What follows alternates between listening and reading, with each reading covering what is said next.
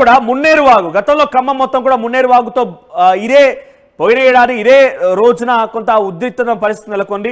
So Munneru వాగు ఎలా ఉప్పొంగుతుందో దానికి సంబంధించి అప్డేట్స్ తెలుసుకుందాం.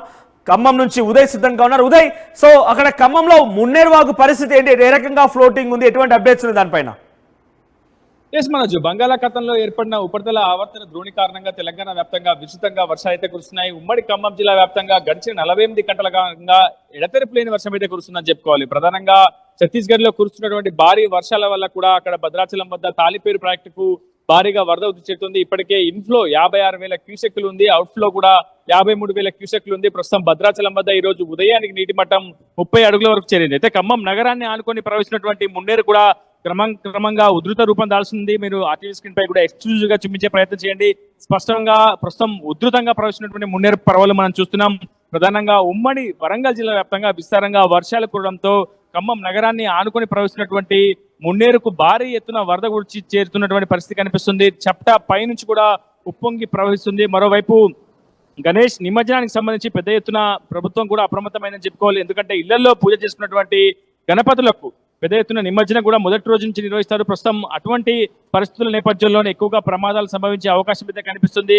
ప్రధానంగా దీనికి సంబంధించి కూడా ప్రతి వాగులు, చప్టాలు, నదీ తీర ప్రాంతాల వద్ద ప్రస్తుతం ప్రభుత్వం బ్యారికేడ్లు కూడా ఏర్పాటు చేసింది. పోలీస్ శాఖను ప్రత్యేక సిబ్బందిని కూడా ఏర్పాటు చేసింది. ఇకపోతే సింగరేణి వ్యాప్తంగా కురిసినటువంటి వర్షాల కారణంగా ఇల్లందు, కొత్తగూడెం, పినపాక, సత్తుపల్లి ప్రాంతాల్లో భారీగా ఉపరితల గనుల్లోకి వరద నీరు వచ్చి చేరినటువంటి నేపథ్యంలో గ్యాలన్ల నీటిని ప్రస్తుతం భారీ మోడల్ సాయంతో దిగువకు పంపిస్తున్నటువంటి పరిస్థితి కనిపిస్తుంది. భద్రాచలం నుంచి సుమారు 4.5 లక్షల క్యూసెక్ల నీరు పోలవరం వైపు పరుగులు పెడుతోంది. ఇకపోతే ఉమ్మడి ఖమ్మం జిల్లా వ్యాప్తంగా చాలా పెద్ద ఎత్తున మోస్తరు వర్షపాతం అయితే నమోదవుతుందని చెప్పుకోవాలి. 3 రోజులుగా కురుస్తున్నటువంటి భారీ వర్షాలకు చిరు వ్యాపారాలు కుదేలేనటువంటి పరిస్థితి. రహదారులపై ఎక్కడ కూడా వ్యాపారాలు లేకపోవడంతో పూర్తిగా వాళ్ళ పరిస్థితి కూడా బిక్కుబిక్కుమంటూ గడుపుతున్నటువంటి పరిస్థితి కనిపిస్తుంది. లోతట్టు ప్రాంతాల్లో ఇప్పటికే ప్రభుత్వం హై అలర్ట్ జారీ చేసింది. ఎగువ ప్రాంతాలకు కురిసినటువంటి భారీ వర్షాలకు తోడు ఉమ్మడి ఖమ్మం జిల్లా వ్యాప్తంగా 48 గంటలుగా కురిసినటువంటి వర్షాల వల్ల లోతట్టు ప్రాంతాలు చాలా పెద్ద ఎత్తున అప్రమత్తంగా ఉండాల్సినటువంటి అవసరం ఉందని చెప్పి ఇప్పటికే ఖమ్మం జిల్లా కలెక్టర్ కూడా ఆదేశాలు కింది స్థాయి యంత్రాంగానికి దాడి చేశారు. గత కొద్దిసేపటి క్రితం ఖమ్మం జిల్లా వ్యాప్తంగా ఉన్నటువంటి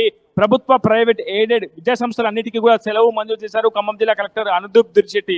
ప్రస్తుతం తక్షణమే ఈ ఆదేశాలు అమల్లోకి రావాలని కూడా క్షేత్రస్థాయిలో సూచించారు. ప్రస్తుతం మున్నేరు మరింత ఉధృతంగా చేరే అవకాశం అయితే కనిపిస్తుంది. ఖమ్మం జిల్లాలోని వైరా ప్రాజెక్టు, భద్రాద్రి కొత్తగూడెం జిల్లాలోని జలాశయం అలర్ట్స్ ఉన్నాయి. మున్నేరు వాగుకు సంబంధించి అధికారులు ఏ రకంగా అలర్ట్ అయ్యారు, ఎటువంటి అలర్ట్స్ కొనసాగుతున్నాయి ప్రస్తుతానికి?